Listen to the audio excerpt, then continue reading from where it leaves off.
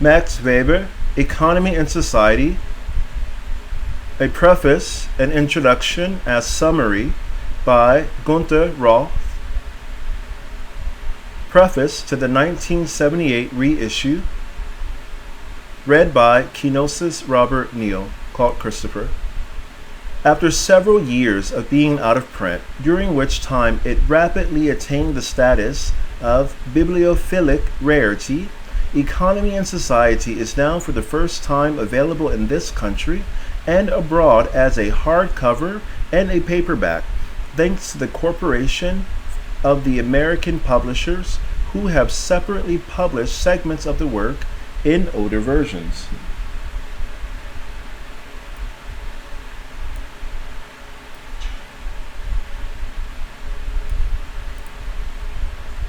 The present reissue is identical with our 1968 edition, although some errata are eliminated. In the meantime, Professor Johannes Winkelmann, of whose fourth German edition of 1956 and 1964 our own edition is based, has completed his fifth and final edition with 300 pages of annotations, a feat that only a member of his scholarly generation could have accomplished. Tübingen, Moore, Seebeck, 1976.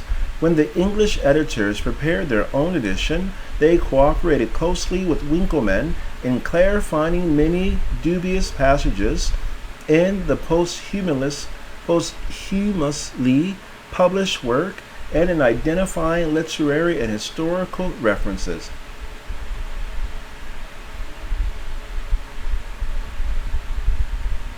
But unfortunately, the new annotations of the fifth edition could not be included in the present English reissue. Several important Weber translations have appeared since 1968. Edith E. Graeber translated Weber's essay on some categories of interpretive sociology. The essay, the most important definition of which appears here in Appendix 1, was a fragmentary first draft of the general conceptual underpinnings for the work. But Weber decided to publish it separately in 1913. Just before conceiving the idea of Economy and Society, Weber finished his great encyclopedic essay on the economic and political history of antiquity, which Alfred Hess, one of the most respected German classicists, has called the most original and illuminating study yet made of the economic and social development of antiquity. This work, discussed here in relation to Economy and Society in the introduction, has now been translated by R.I. Frank under the title The Agrarian Sociology of Ancient Civilizations. Most of Weber's methodological critique, which prepared the way for the positive formulation of his sociology in Economy and Society, have now been translated. Guy Oakes translated and edited Rocha and Nee's The Logical Problems of Historical Economics and Critiques of Stamler. An excursus of the Stamler critique is found in Economy and Society below. Oakes has also translated and edited George Schimmel's The Problems of the Philosophy of History, to which Weber refers in his prefatory note to Chapter 1, page 3 below. Louis Schneider translated Marginal Utility Theory and the so-called Fundamental Law of Psychophysics, Social Science Quarterly, 56-1. This leaves untranslated only Weber's demolition of the energeticist theories of culture of the famed chemist and natural philosopher Wilhelm Ostwald, and some scattered but important methodological observations in his substantive writings. The 1968 introduction by Roth was intended in part as a supplement to Reinhard Bindick's Max Weber, an intellectual portrait, which for the first time presented comprehensively the substance of Weber's comparative sociology of politics, law and religion as it is found in Economy and Society, and the collected essays in the sociology of religion containing the studies of the Protestant ethic and sects in relation to the spirit of capitalism and in contrast to the religious and social order of China, India, and ancient Judaism. This well-known study, too, was reissued in 1978 by the University of California Press with a new introduction by Roth, which covers the Weber literature accumulated since 1960. One further yield from Bendix and Roth's concern with Weber was a joint volume, Scholarship and Partisanship, also published by the University of California Press in 1971. Moreover, Roth has continued his methodological exploration of economy and society in 3 other essays: Socio-Historical Model and Developmental Theory, American Sociological Review, History and Sociology, British Journal of Sociology, and Religion and Revolutionary Beliefs, Social Forces. An up-to-date bibliography of the most limitless secondary literature is Constance Seyfarth and Gert Schmidt, editors, Max Weber, Bibliographie, eine Dokumentation der Sekundärliteratur, Stuttgart. For the latest bibliography of Weber's own writing, see Dirk Kessler's Max Weber Bibliographie, Goner Zeitschrift für Sociology. For the present reissue, the editors are greatly indebted to the unflagging interest and efforts of Mr. Grant Barnes of the University of California Press and to the support of Mr. George Seebeck of the firm of Mohr, Seebeck and Tübingen, the German publisher of Weber's work. Finally, we dedicate with sorrow this edition to the memory of Caroline Kane Roth, who 1934 through 1975, who for several years lived with the burden of our intense labors, showing great forbearance and retaining the solitary distance of an artistic vision, which should always balance the sober concerns of scholarship. Bainbridge Island, Washington, Gunther Roth, Scarsdale, New York, Klaus Wittig, February 1977.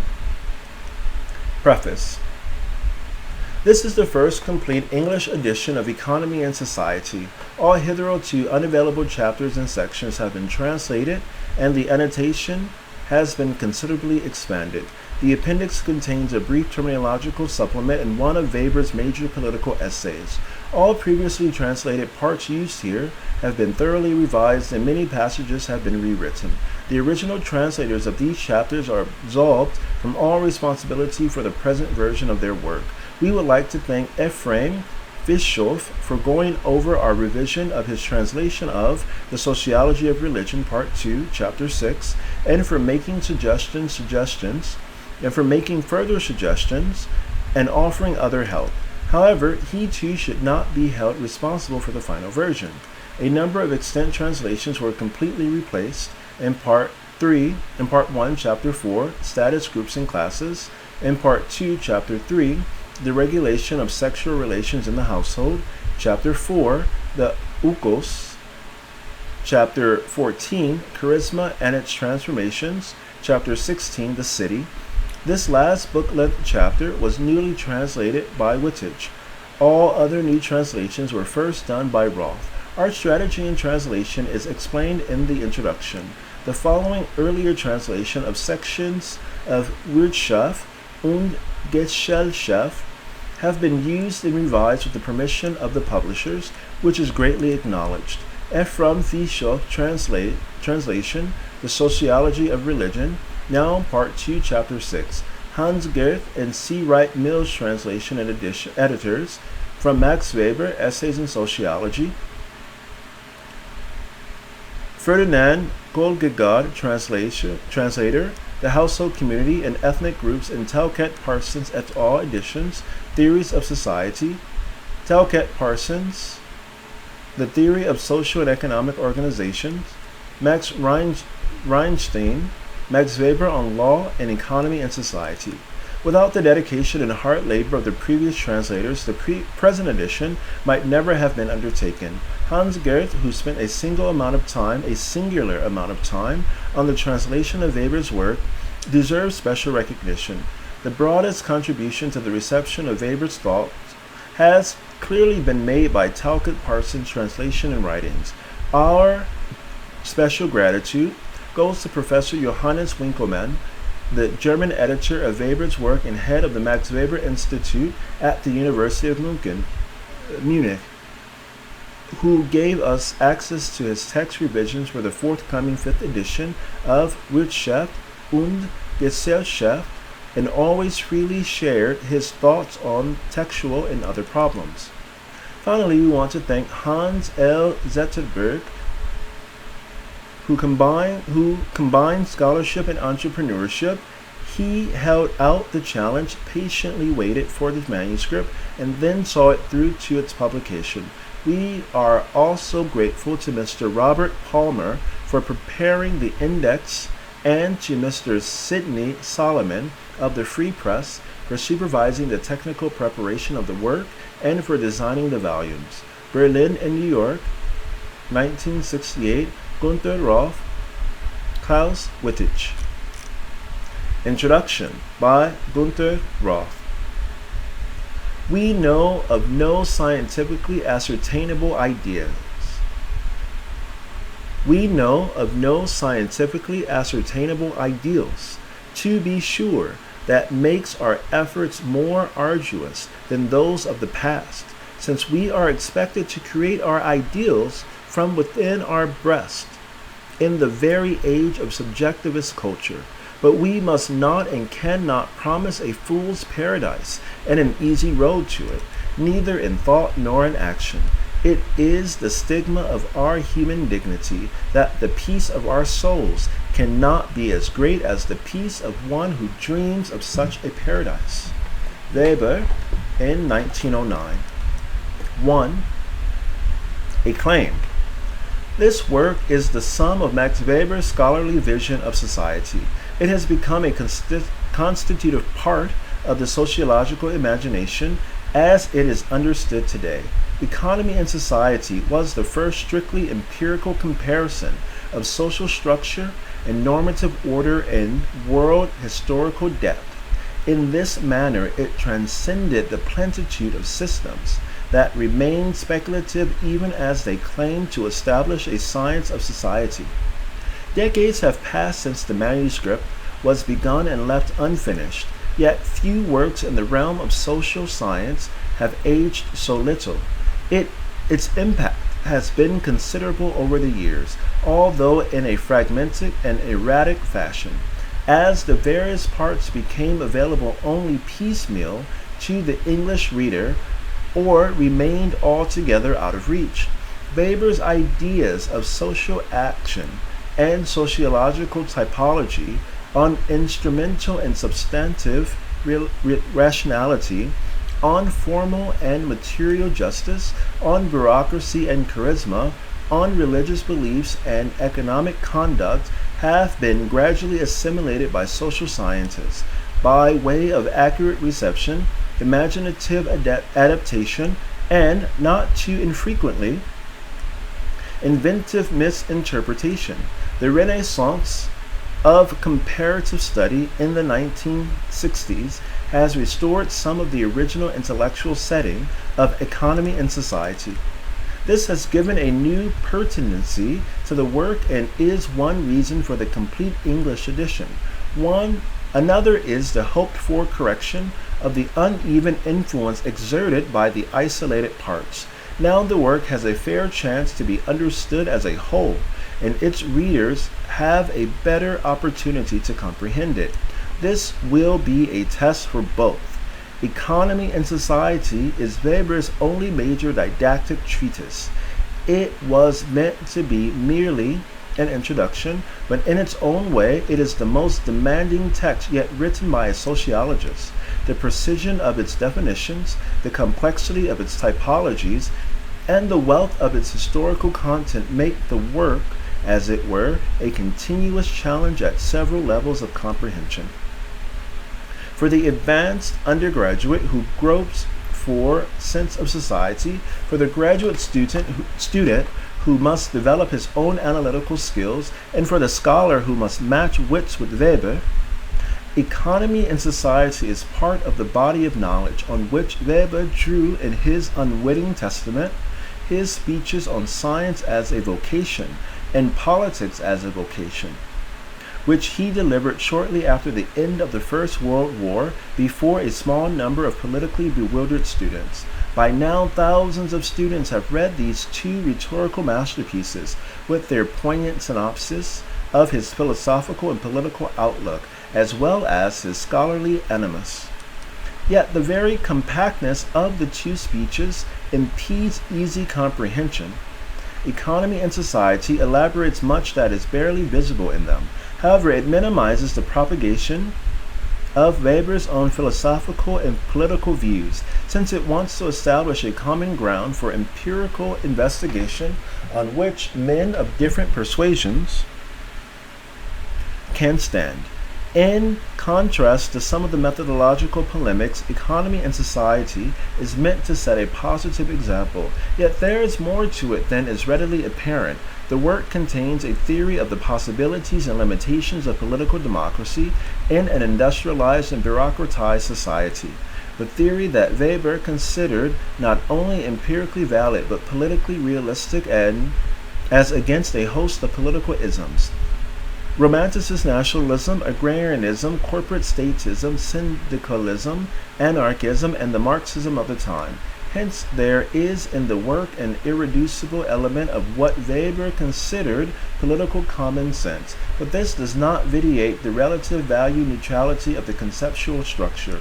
Moreover, the work is full of irony, sarcasm, and the love of paradox. A deadpan expression may imply a swipe at the Kaiser.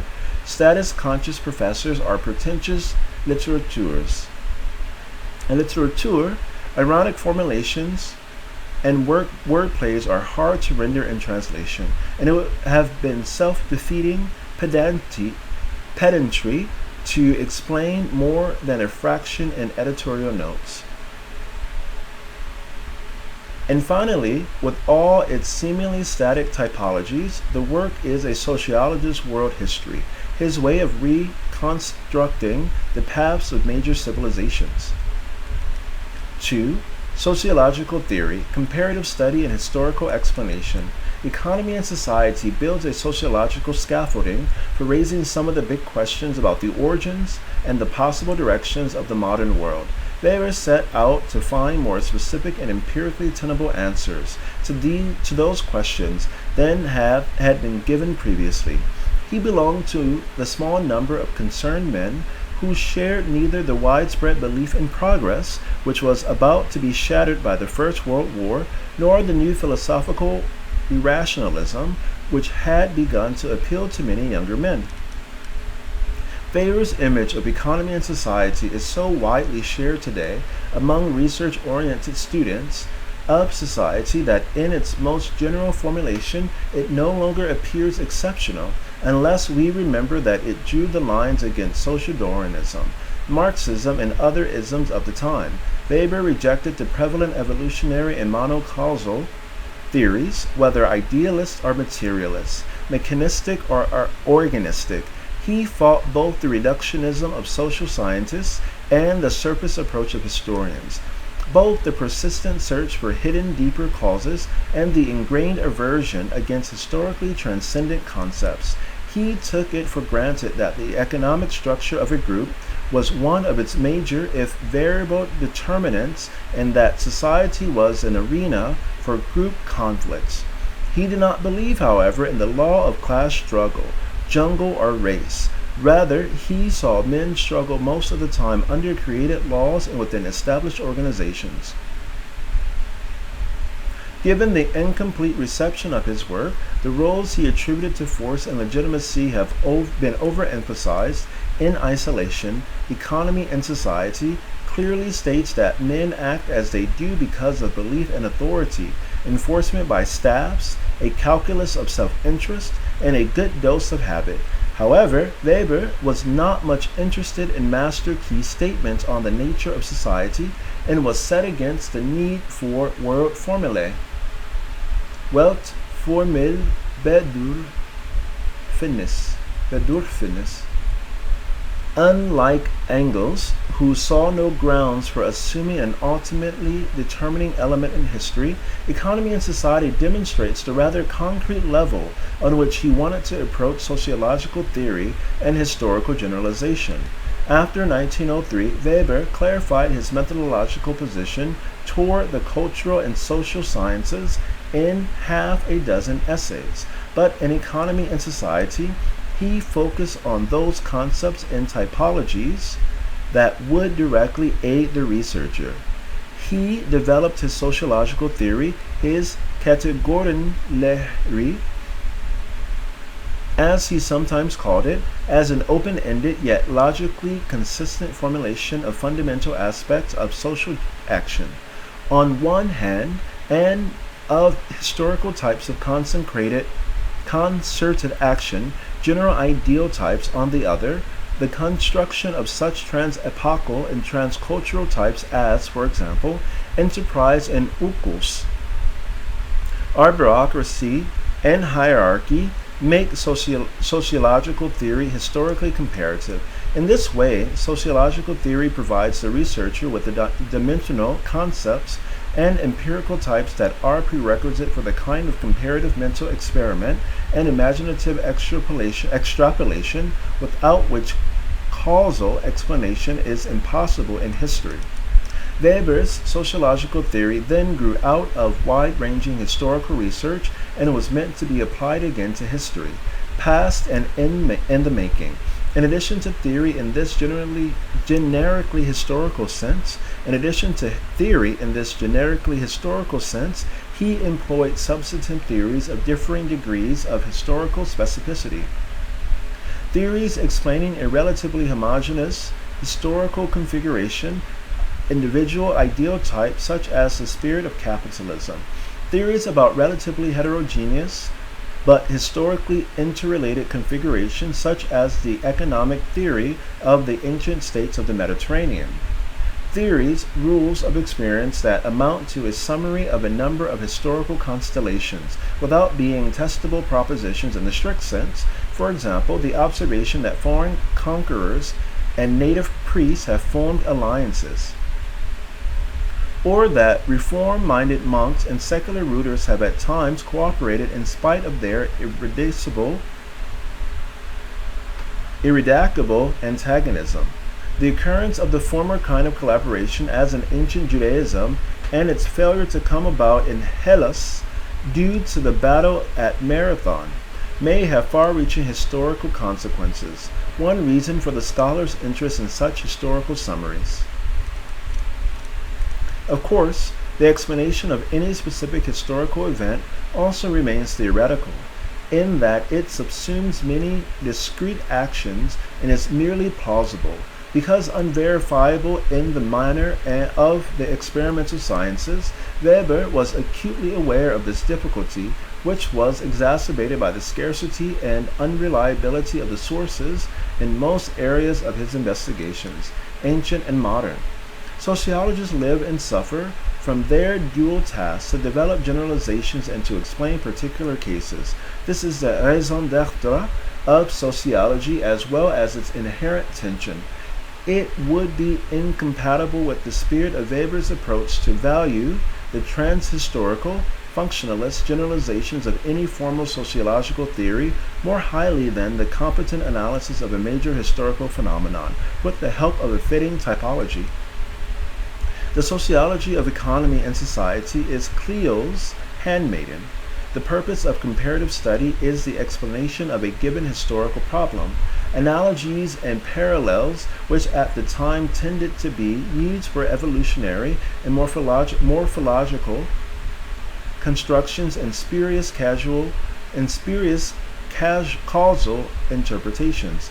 Analogies and parallels, which at the time tended to be used for evolutionary and morphological constructions and spurious causal interpretations, had for Weber merely instrumental purpose.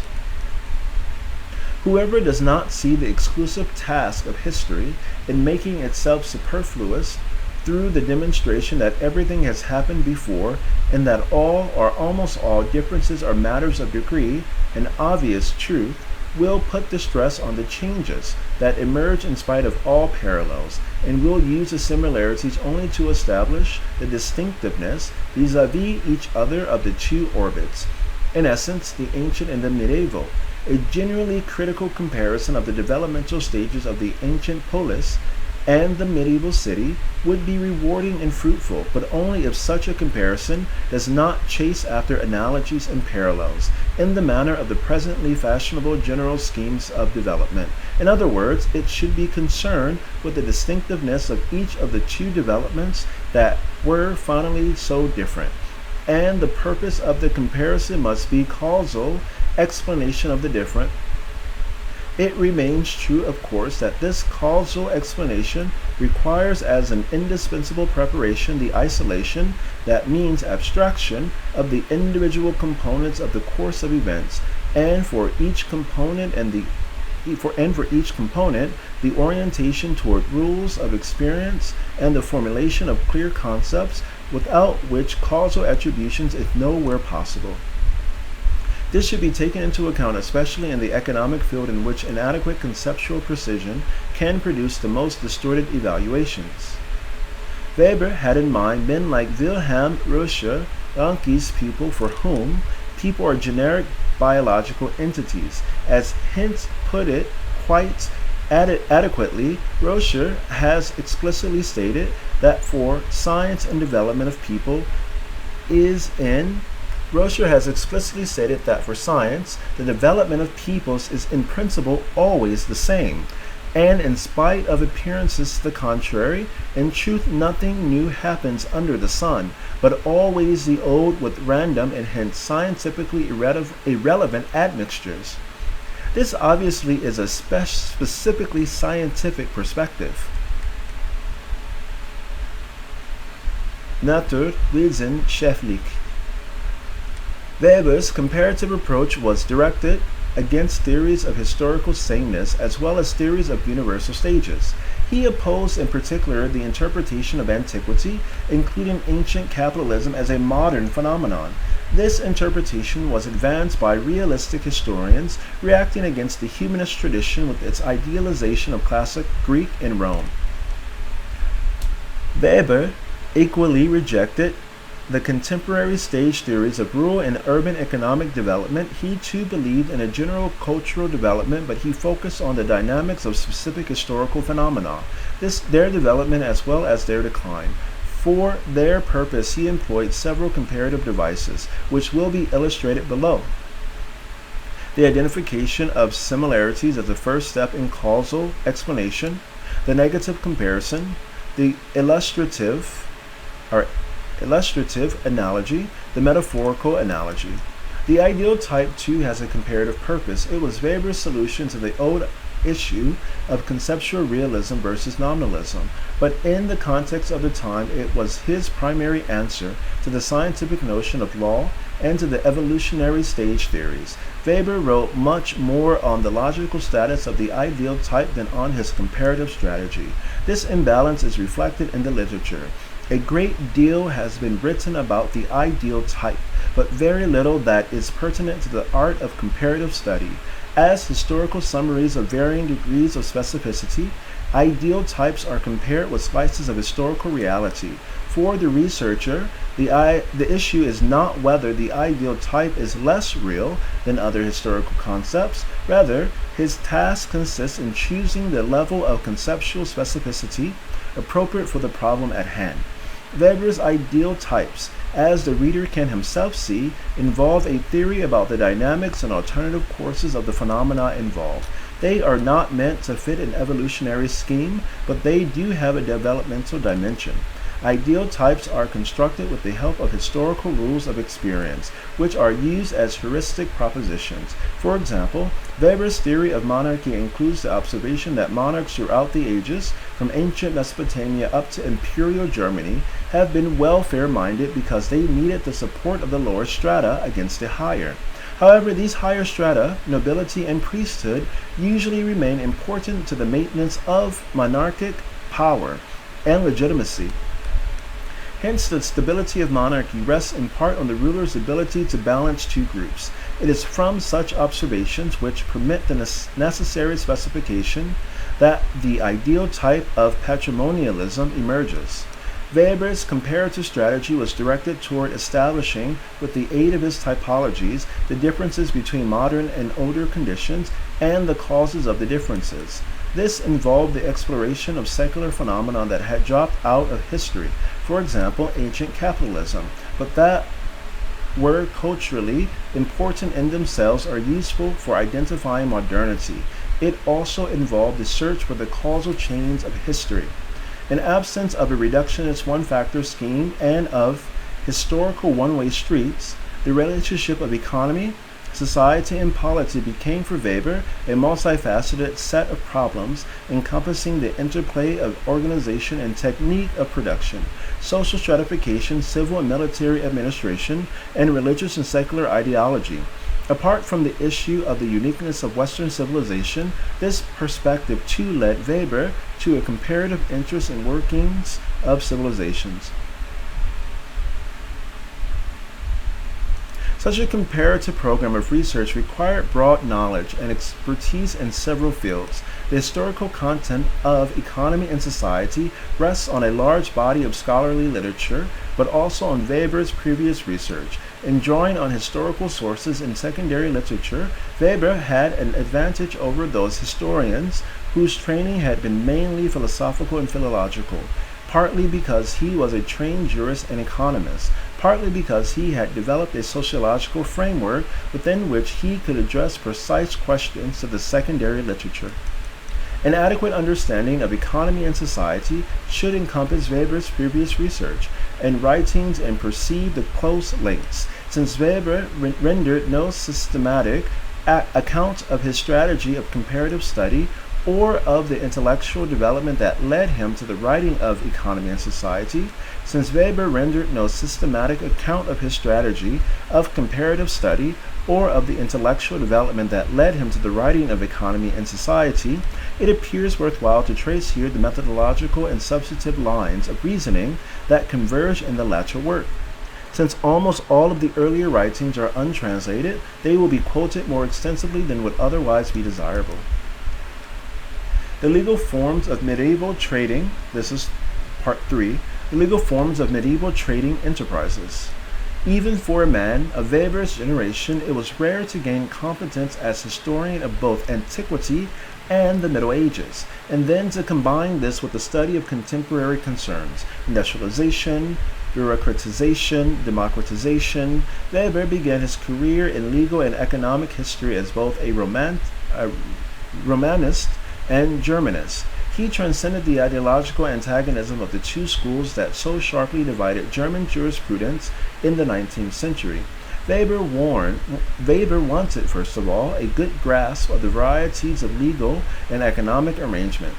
Hence, he emulated the tremendous learning of an Otto Guericke, but he was out of sympathy with the persistent inclination of the Germanists to reduce European history to the dichotomy of Romanized authoritarian organization and German egalitarian association. From the beginning of his academic career, Weber addressed himself to two broad historical questions: the origins and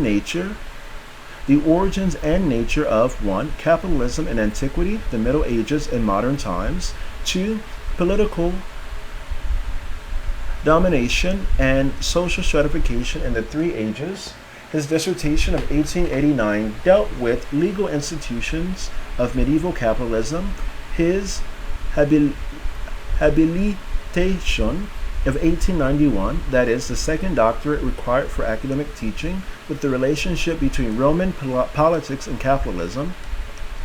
The dissertation was a Germanist study on the history of the medieval trading companies, written under Levin Goldschmidt, based largely on printed Italian and Spanish sources. It dealt with various forms of limited and unlimited partnership that emerged with the revival of maritime and inland trade and urban craft production. Medieval capitalism required legal institutions for implementing the sharing of risk and profit and defining the liabilities and responsibilities of the parties to a joint venture. Weber investigated the differences between the partnership forms originating from the institutions of overseas trade in cities like Genoa and Pisa, and those emerged from the family craft enterprises of inland cities like Florence. The former were typical ad hoc associations for trading ventures, the latter more commonly continuous households, with family and other members often surviving several generations. The partisanship forms of overseas trade, commenda, societas, meris, were only concerned with delimiting responsibilities and benefits, but the household enterprises long combined capitalist and communist modes of operation before internal closure set in and they disintegrated as units of commercial enterprise. A few Weberian guidelines can already be perceived in this highly technical analysis. Economic and legal development are intertwined, yet law follows criteria that are, from the economic viewpoint, frequently extraneous. It may regulate economic conditions far removed from its own dogmatic and social origins. This was a critique of correspondence theories, especially of the economically determinist variety. The insistence of the importance of the legal order for economic action is also the starting point of the first chapter of Economy and Society. Here the consistency of Weber's basic perspectives over time is indicated, but the strength of the dissertation lay less in such a general position than in the vivid and detailed treatment of the ability to argue firmly with the historical opinions of renowned scholars such as Decay and Rudolf Schoen. Yet Weber conceded his inability to arrive at a novel overall conclusion. Already in the preparatory stage of the dissertation, he commented in his ironic fashion, "I had to learn Italian and Spanish well enough to work myself through books and to read hundreds of statutes. Worst of all, statutes written in such ancient, dreadful dialects that one can only be astonished by the ability of men at the time to understand such jargon. Well, I was kept busy, and if not much has come out of it, it is less my fault than that of the Italian and Spanish magistrates, who failed to include in the statutes the very thing I sought." Weber felt that he had not been able to answer a controversial question of the time. To what extent were the early forms of the capitalist partnerships and firms shaped by Roman and Germanic legal influences? Conclusive answers to Decay and Schoen appeared possible to him only after further comparative study, including also German. As it was, the dissertation limited itself to the differences among various forms of commercial institutions. In order to lay the groundwork for later research, the dissertation shows that the exposition in Economy and Society of the open and closed relationships of household, family, kin group, and enterprise rests on long-standing knowledge of historical specifics and early familiarity with the literature. The later treatment of the associations is a mere summary with a systematic place in a wider context, yet the illustrations which at first sight seem to fill the empty boxes somewhat arbitrarily are often based on careful consideration in those earlier studies.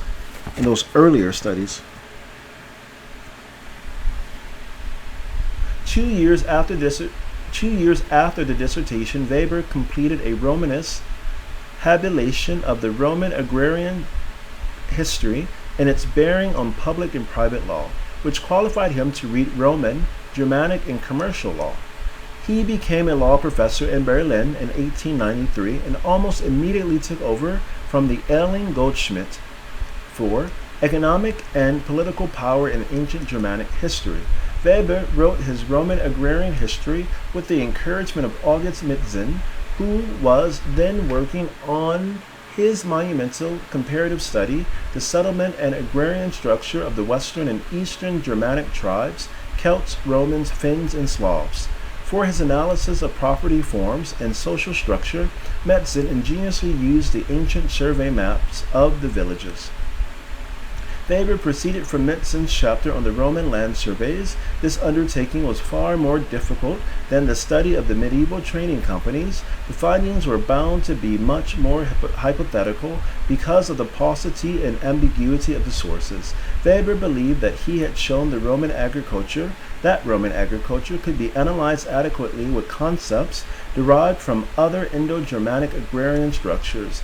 However, 17 years later, In his second major work on antiquity, he wrote that he was still defending the work, but that it had indeed been full of youthful sins, and particularly mistaken in its attempts to apply Metzin's categories to heterogeneous conditions. Thus, in his early years, Weber too had been influenced by evolutionary analogues, but by 1904, when he intervened in the dispute about ancient Germanic social structure, he combated them energetically. Together with the critique of his contemporaries' methodology, Weber elaborated his view of the historic relationship between political and economic power, a view that became important for the typology of domination in economy and society.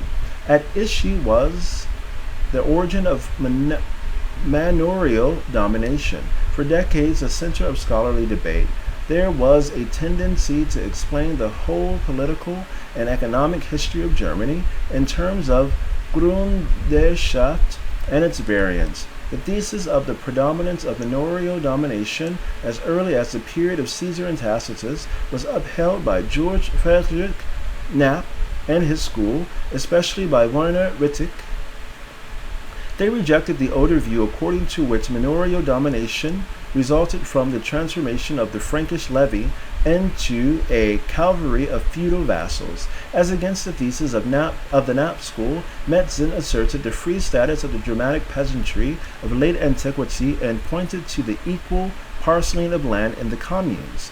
Metzen did leave an opening to his adversaries for acknowledging the nomadic way of life of Germanic tribes in Caesar's time, but he interpreted the transition from nomadic stock breeding to husbandry as an emancipation of labor from property, a phrase reminiscent of Karl Rudbertus's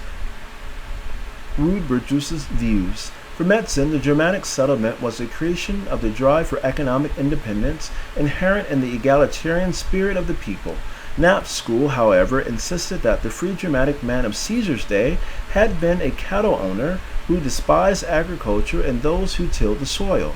The origin of Grundherrschaft was seen then to lie in the rule of cattle owners over peasants. Wittich, for one, buttressed his view with Richard Hildebrand's scheme of cultural and legal development. This theory, Weber commented, is one of the attempts, recently so numerous, to comprehend cultural development in the manner of his biological processes as a lawful consequence of universal stages. Hence the assertion of the universal nomadic stage, at least in the Occident. The theory worked with analogies from the contemporary nomadic life of Bedouins and Kyrgyz, applying them to elucidate Germanic prehistory. If these nomads scorned agricultural labor, by inference the Germanic nomads must have done likewise. Weber objected. The procedure of a scholar whom I too hold in high esteem is a good example of the manner in which the concept of cultural stages should not be applied scientifically.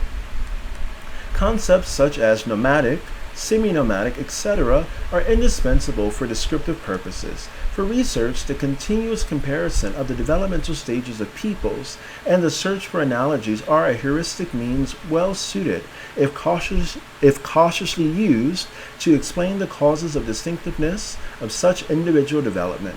But it is a serious misunderstanding of the rationale of cultural history to consider the construction of stages as more than such a heuristic means, and the subsumption of historical events under such abstractions as the purpose of scholarly work, as Hildebrand does. It is a violation of proper methodology to view a cultural stage as anything but a concept, to treat it as an entity in the matter of biological organisms, or an Hegelian idea from which the individual components emanate, and hence to use the stage for arriving at conclusions by analogy. In the historic phenomenon, Y usually follows X, and if both tend to be coexistent, Y1 must follow X1, or be coexistent, since X and X1 are conceptual components of analogous stages of culture. The mental construct of a cultural stage merely means, analytically speaking, that the individual phenomena of which it is composed are adequate to one another, that they have, as what we could say, a certain measure of inner affinity, but not that they are related in any determinate way. The belief in a universal stage of nomadic existence through which all tribes passed and from which the settlement developed can no longer be retained in view of our knowledge of the development of Asiatic peoples, and after Han's investigations, at any rate, the knowledge of a by no means primitive form of agriculture among the Indo-Germanic peoples goes back into the darkest past.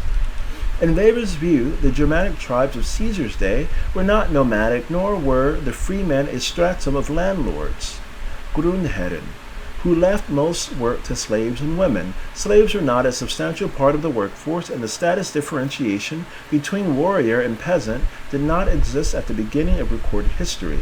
Rather, the Germanic freemen were transformed very gradually into the politically disenfranchised and economically harassed peasants of the Middle Ages. Weber accepted Mitzen's view that the German village was its land distribution. Weber accepted Mitzen's view that the German village with its land distribution was a product of legal autonomy, a monopolistic association of relative equals, not a product of manorial decree. However, in contrast to Mitzen's assumption of an egalitarian folk spirit, Weber took an economically more realistic line and reasoned persuasively that the equal parceling out of land by a closed association pointed to the narrowing of economic opportunities, land shortage, similar to the monopolistic policies of medieval guilds.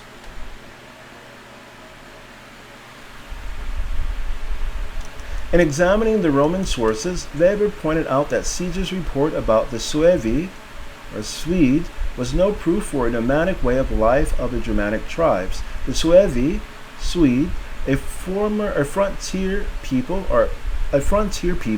had developed into a group of professional warriors engaging in periodic raids on adjacent areas and neglecting agriculture.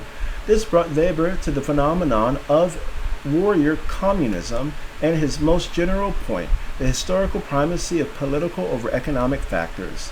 If one wants at all to search for distant analogies, such as might be offered by Kyrgyz and Bedouin, the trait of an autarchous state, an allusion to fixed collectivist utopia found among the Suevi, will remind one much more of the robber communism that existed in antiquity on the Lyperian Islands, or, if the expression be permitted, the officers' mess communism of the ancient Spartans, or of the grandiose booty communism of a Caliph Omar.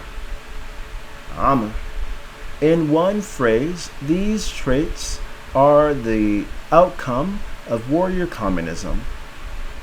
They can easily be explained as a result of purely military interests. They would scarcely be in tune with the living conditions of a tribe stagnant at the nomadic stage and ruled by great cattle owners in a patriarchal manner. The oldest social differentiation of Germanic and Mediterranean prehistory is, as far as we can see, determined primarily politically, in part religiously, not, however, primarily economically. Economic differentiation must be considered more as a consequence of epiphenomenon, or, if you want, it is in the most fashionable terms, as a function of the former rather than vice versa. If the term may be applied to prehistory at all, a knightly lifestyle often goes together with a manorial position. In fact, this is the rule once private hereditary land ownership has fully developed. However, it is by no means generally true that the lifestyle leads to or is related to manorial superordination over other freemen. In the age of Homer and Hesiod, as little as in that of the Germanic epics, it means a reversal of the usual causal relationship. To view the latter manorial constitution not as a consequence, but as the original basis of the privileged position of the high-ranking families. The historical primacy of manorial domination appears highly unlikely. First of all, because in the age of land surplus, mere land ownership could not very well be the basis of economic power. Weber concluded his essay with a reminder about the triviality inherent in correct scholarly results and anticipated that the older view would perhaps survive the recent challenges. This may appear trivial, but unfortunately, trivial results by their very quality are often the correct ones. It is from concrete historical issues such as these that Weber fashioned in Economy and Society his contrast between patrimonial domination and charismatic rule. The joining of these military with religious phenomena established the category of charismatic domination. 5. The Roman Empire and Imperial Germany. Weber had an early interest in the comparison of comparability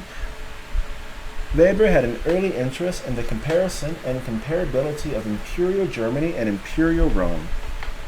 On this score, he was close to Theodor Mommsen, who described the Roman Republic in the terms of liberal political theory and polemicized against Imperial Germany with analogies from antiquity. In the academic public, Weber's comparative interest was at first not widely noticed. The Roman agrarian history proved technically too difficult to be understood by more than a very small group of scholars. Albert Huss, today counted among the foremost Roman historians, has pointed out that Weber was the first to take the Roman agrarian writers, Cato, Varro, Columella, seriously, examining them in a matter-of-fact way and uncovering the crass principles of Roman agrarian capitalism in its technical details. In this respect, the book, although generally neglected by the historians, became path-breaking, and subsequent research had to continue along the lines of inquiry.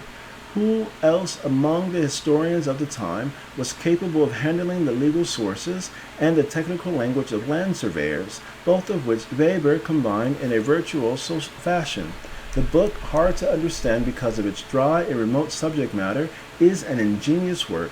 Among the historians of the time, the aged Mommsen was best qualified to judge Weber's work. He held its publication and welcomed its author onto his previously exclusive ground, the borderlines of Roman private and public law. As early as the occasion of Weber's doctoral defense, Mommsen had said, "When the time comes for me to descend into the grave, there is no one to whom I would rather say, 'Son, here is my spear. It has become too heavy for my arm,' than Max Weber." However, Weber did not become a successor and quickly moved beyond the confines of ancient history. In the early 90s, he involved himself in a questionnaire study of the conditions of rural laborers conducted under the auspices of Verein für Sociopolitik, the most important association of professors, politicians, and higher civil servants with a study of the social question in Imperial Germany between 1892 and 1894. Weber published extensively on farm labor, and in contrast to the Roman agrarian history, his new writings did attract considerable attention. Weber's turn of interest was acknowledged with the offer of an economic chair at the University of Freiburg, which he accepted in 1894. This was an extraordinary offer for a jurist. Not even the usual rehabilitation, that is, the writing of a second habilitation to qualify in a different academic field, was required. In Freiburg, Weber delivered a popular lecture on the social causes of the decay of ancient civilization. The major political link between his studies of antiquity and of East Albia was the problem of the rise and fall of empire. The common theme was the self-destruction of empire through the cleavage between the rich and the poor. In the Roman agrarian history, Weber had searched for the social strata and economic interest groups behind the expansionism of the empire and the unparalleled capitalist exploitation. It is likely that the political domination of a large polity has never been so lucrative.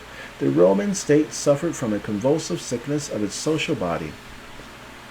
Weber freely stated his value judgment: the transition from the condition of the barrack slaves to that of hereditarily attached peasants, who were permitted families of their own and conditional land use, appeared to him a decisive change for the better. The moral significance of this development need scarcely be emphasized. One must remember that at the beginning of the empire's Babel's ideal of legal marriage, in a sense, freely contracted and dissoluble marriage, was realized de facto among the upper strata, de jure for citizens in general. The consequences are known. In this study, it has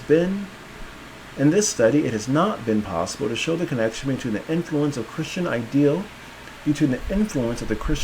of marriage and this economic development, but it should be obvious that the separation of the slaves from the manorial household was an element of profound internal recovery, Gesundung, which was by no means bought too dearly with the relapse of the upper 10,000 into centuries of barbarism. Weber saw the social developments in East Albia against the background of Roman history. He observed the apprehension, the proletarization of the peasants in the second half of the 19th century.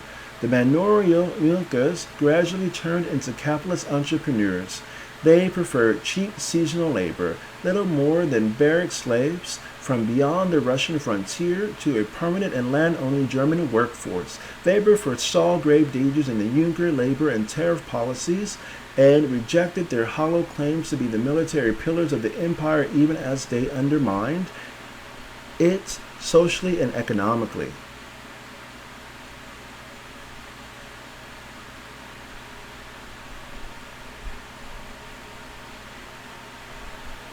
He warned his elders in Werden für Sociopolitik in 1893 that the most horrible of all horrors is a land-owning proletariat for whom the inherited land has become a curse.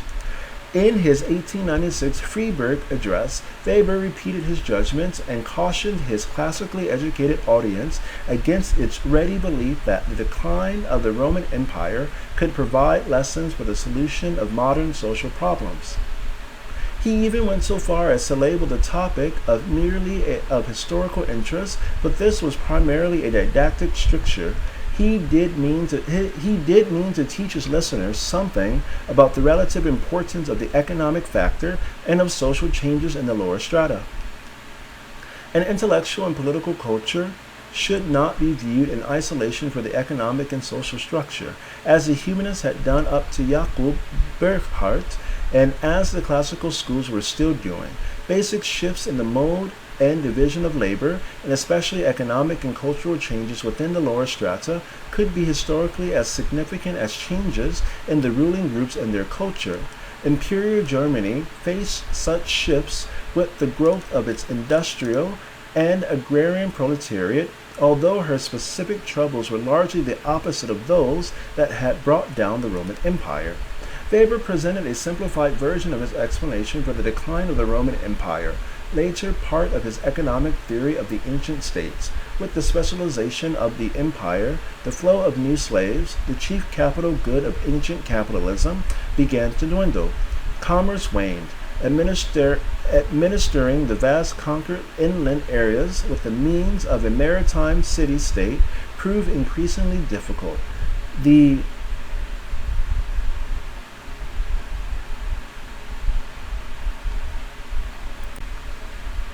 latifundia established themselves as administrative units independent of the city.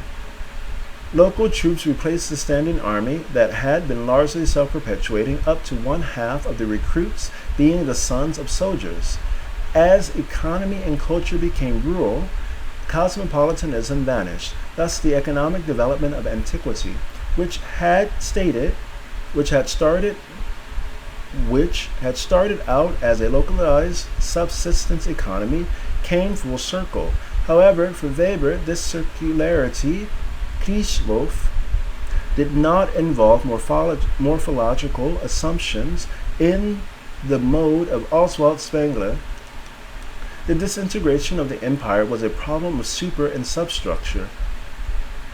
In essence, the decline meant merely that the urban administrative apparatus disappeared, and with it the political superstructure depended upon a money economy. Since it was no longer adapted to the economic substructure with its natural economy, what had been an urban substructure, the money economy and commerce, became a superstructure without sustaining basis, as the shift occurred from a maritime to an inland economy. Thus, Weber handled the relationship of super and substructure in terms of geographical shift as well as time sequence. Throughout the address, Weber used various comparative devices. He began with the similarities of the ancient and the medieval city in order to identify the causes for their difference. The more similarities he found, the more he could narrow down the area of crucial difference. In order to clarify the dissolution of the ancient municipalities, he resorted to a negative contemporary analogy, the resistance of the Prussian Junker to the administrative incorporation of their estates into the rural communes, Landgemeinden, and he contrasted the familiar medieval and modern flight from the land with the late Roman flight from the cities. He made the military discipline of the Roman slaves more understandable to his listeners by comparing it illustratively to an experience they knew. Military service with the regimented barrack life. For the unmarried recruits, slaves, who were drilled by marriage, no commissioned officers, WIKI, again, military service with its regimented barrack lives for the unmarried recruits, slaves, who were drilled by married non-commissioned officers, WIKI, comparing the slaves of the Roman latifundia with those of the Carolingian estate. Weber pointed to the decisive difference. The latter were permitted a family and the use of land upon their separation from the lord's ukos. 6. The economic theory of antiquity. Weber's most comprehensive work on antiquity was written shortly before Economy and Society. Behind the title Agrarian Conditions in Antiquity was hidden nothing less than a comparative social and economic study of Mesopotamia, Egypt, Israel, Greece, the Hellenist realm, and Republican and Imperial Rome. Alfred Hughes called it the most original, daring, and persuasive analysis ever made of the economic and social development of antiquity, the area in which Weber's judgment, especially in the details, was most sovereign and sure-footed, a claim that stands although he was even more original in the sociology of religion. In contrast to Economy and Society, the study focused on an economic and political military typology and did not yet include the categories of legitimate domination. It should be noted that in Weber's thinking, the category of appropriation, both of economic and military resources, is older than the legitimacy. Furthermore, that differences in the mode of appropriation in both areas remain equally important to him.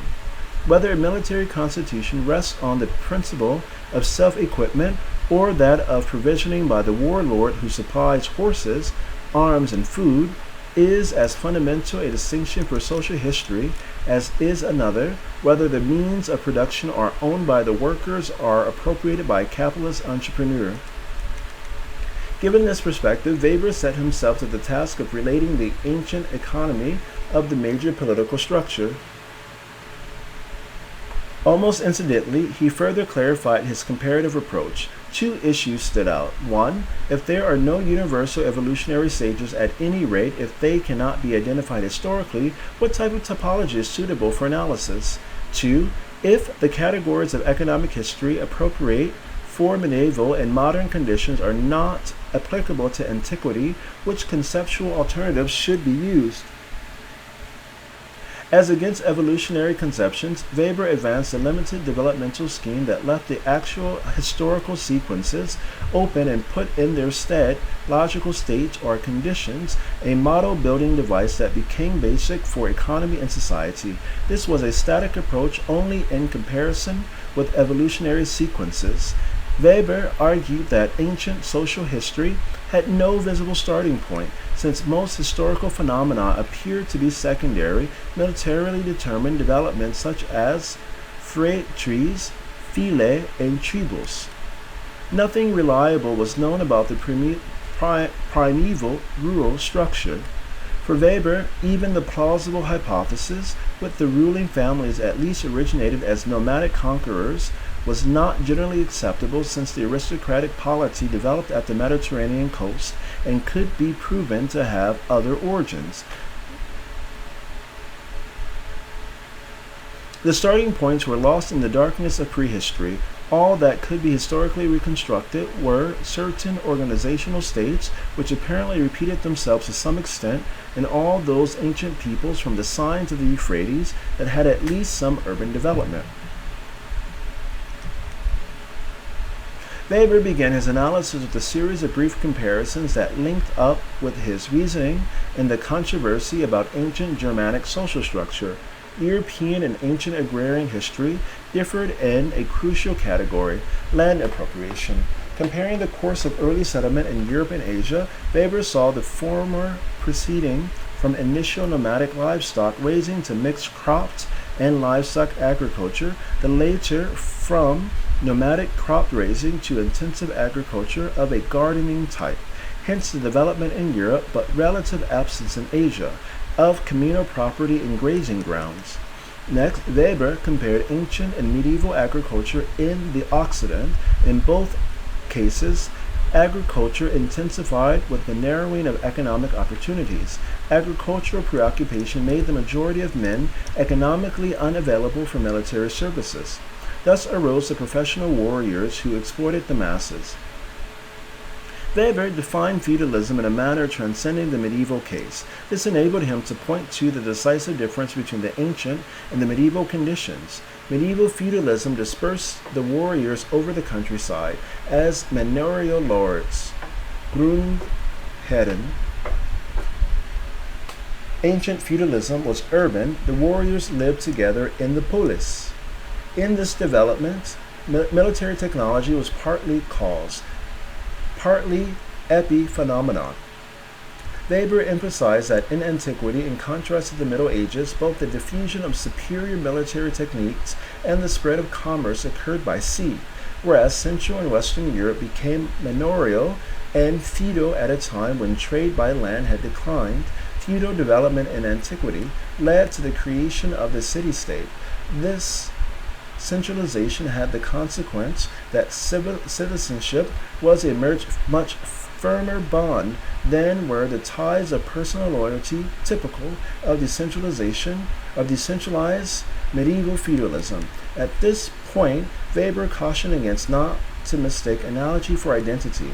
The relationship of ancient urban feudalism to the exchange economy is reminiscent of the rise of the free crafts in our medieval cities, the decline of patrician rule, the latent struggle between urban and manorial economy, and the disintegration of the feudal polity under the impact of the money economy. But these ever-present analogies where medieval and modern phenomena are frequently most unreliable and often outright detrimental to unbiased comprehension. Ancient civilization has specific characteristics that distinguish it sharply from the medieval and the modern.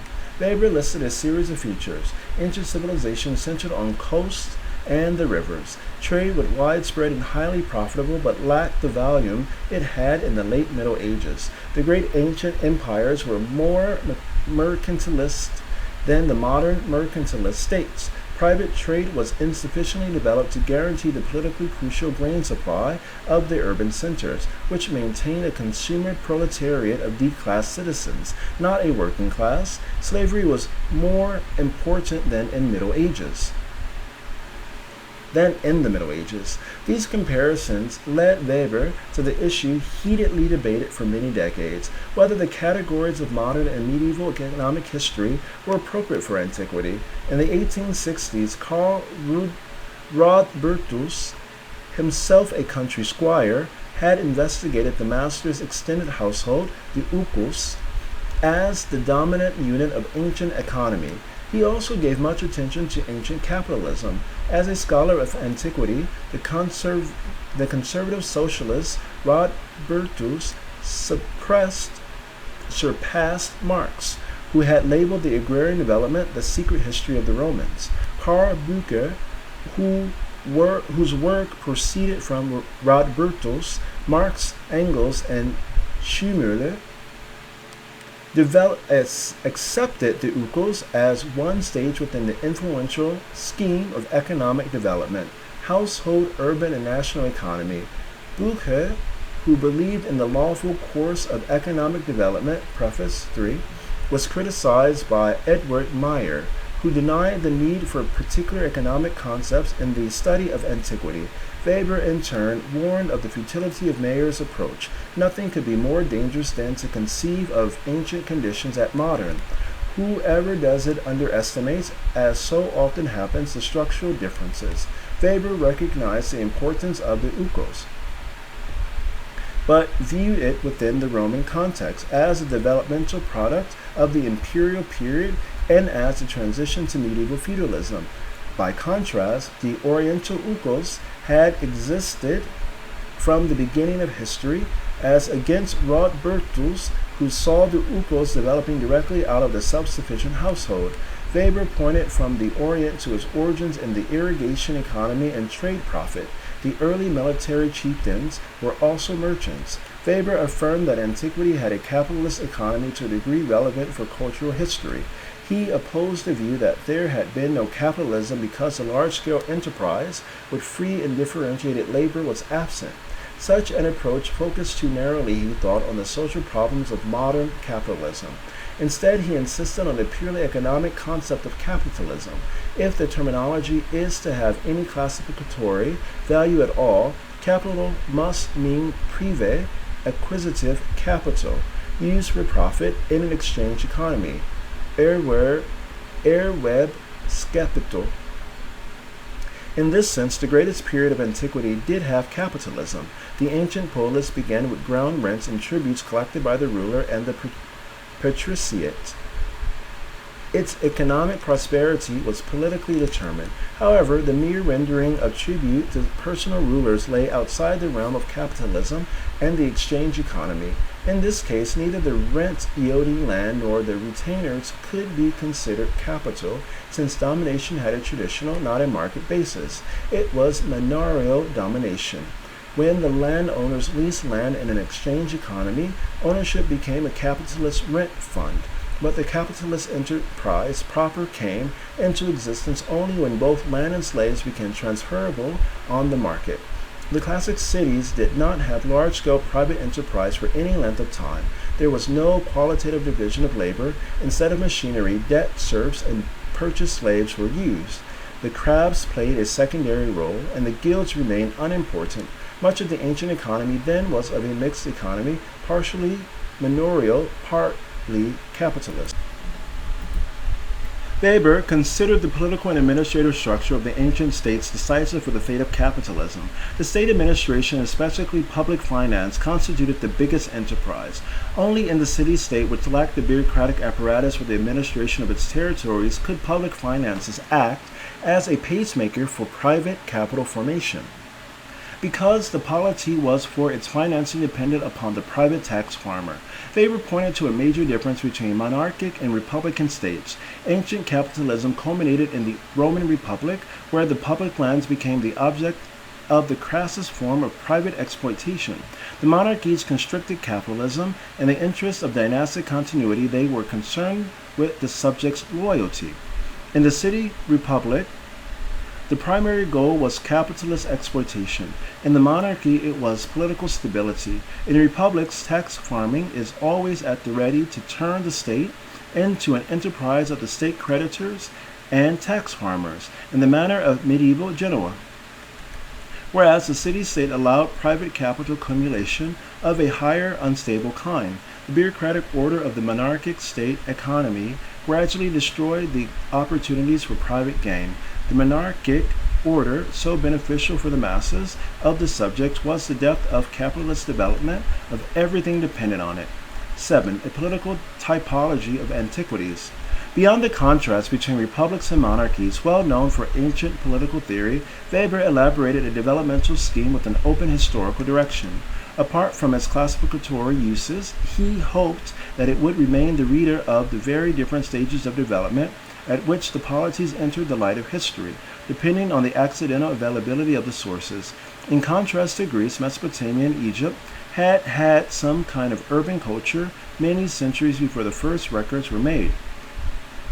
Weber based his typology on the military constitution and distinguished 1. The merely fortified location, 2. The petty castle kings, 3. The clan polity, 4. The bureaucratic urban principality, 5. The liturgic monarchy, 6. The polis of privileged citizens, 7. The democratic polis, and outside the scheme, 8. The military peasant confraternity. The distant forerunner of the city is the walled settlement. Household and village constitute the organizational environment of the individual. Associations for blood revenge, cultic activities, and defense provide police, sacral, and political protection, but nothing historically certain can be established about the function division or overlap of these early associations which come out of prehistory. Free members share in the landed property. The extent of slavery seems to be moderate. Political chieftains, if they exist at all, have mainly arbitrational functions. It depends on the political situation whether there are any joint political affairs. A closer forerunner of the city is the castle controlled by an owner of land, slaves, cattle, and precious metals, that is, a ruler with a personal following. Almost nothing is known about the state of the countryside. The exploitation of the subjects seems to have varied greatly. Fertile land and trade profits led to the rise of these castle kings. Their law was set against popular law. The separation of the followers from the rural populations was important. According to tradition and fact, the following often consisted of bands of aliens and adventurers, robber bands. The ancient states originated in the victory of one castle king over others. 3. Another approximation to the classic polis is the clan polity, adulsiat. The nobility is made up of creditors who develop into a stratum of land rentiers. The peasants become first debt serfs and then hereditary dependents, a group of noble families that have accumulated enough land and retainers to equip and train themselves as professional warriors, rules the countryside from the Acropolis. The king loses influence and becomes primus inter pares in a military organized urban community. In contrast to the feudal manorial development of the continental Middle Ages, there is no bureaucracy. At most, there are elected officials. The peasants may be legally separate from the status group of free men, but ancient trial and debt procedures are, as well as the manipulation of the courts by the ruling class, are sufficient to maintain the social distance without formal barriers. 4. From state to the castle kingship, development may proceed in a direction contrary to state 3. The king may succeed in effectively subordinating his following and in establishing an officialdom through which he governs the subjects. In this case, the city is not autonomous. Witness Egypt, Ashur, and Babylon. The economy may approach state socialism or an exchange economy, depending on the mode of want satisfaction of the royal household. Under condition 3 and 4, the extent of the direct utilization of the labor force by the rulers is inversely correlated with the development of the private exchange economy. Insofar as domination rests on taxation, free transfer of real estate may be tolerated. However, the bureaucratic king tends to oppose land accumulation by the aristocracy, whereas he may permit land fragmentation. Witness the Greek tyrants and Napoleon I. 5. With the rationalization of royal want satisfaction, the bureaucratic city or river kingdom may develop into the authoritarian liturgy state, which meets its demands through an artful system of compulsory services and treats the subjects as mere objects. Even in such a state, there may be free trade and geographical mobility as long as they produce revenue. In fact, the state may favor both in the manner of the enlightened despotism of the 17th and 18th century. Another illustrative analogy. This type emerges from state 3, but not without the most heterogeneous transitions. It is the polis of the hoplites, in which the citizens form a heavily armed infantry. The rule of the noble kinship groups over the city and of the city over the countryside is broken. The citizens' army of hoplites comprises all owners of land. Hence, military service is relatively democratized. 7. The democratic polis proper is a further development of condition 6. Military service and even citizenship are emancipated from the requirement of land ownership, and this is an inconsistent trend to formally qualify for office holding everyone who has served in the Navy, a military branch not requiring self-equipment. 8. A major case outside this typology is the association of peasants organized as hoplites, which in some instances have made history from ancient Israel to medieval Swiss Confederation. One important dimension cuts across the typology of military political organization. The manifest and latent struggle of the secular, political, and theoretical powers, a struggle that affects the whole structure of social life. Functional specialization separated the primeval linkage of princely and priestly power. The priests became powerful through the control of economic resources, their hold over the religious anxiety of the masses, their possession of early science, and especially their control of education in the bureaucratized state. This struggle led to the historical ups and downs of secularization and restoration and the substantive development of culture, which usurpers ultimately striving for legitimacy and hence restoration. Thus did Weber assemble the elements that went into the making of his sociology of domination in economy and society, patrimonialism, feudalism, charisma, as military communism, the city and hierarchy. In sum, Weber's ancient and medieval studies contain not only such of the historical substance of the latter work, but also its gradual conceptualization.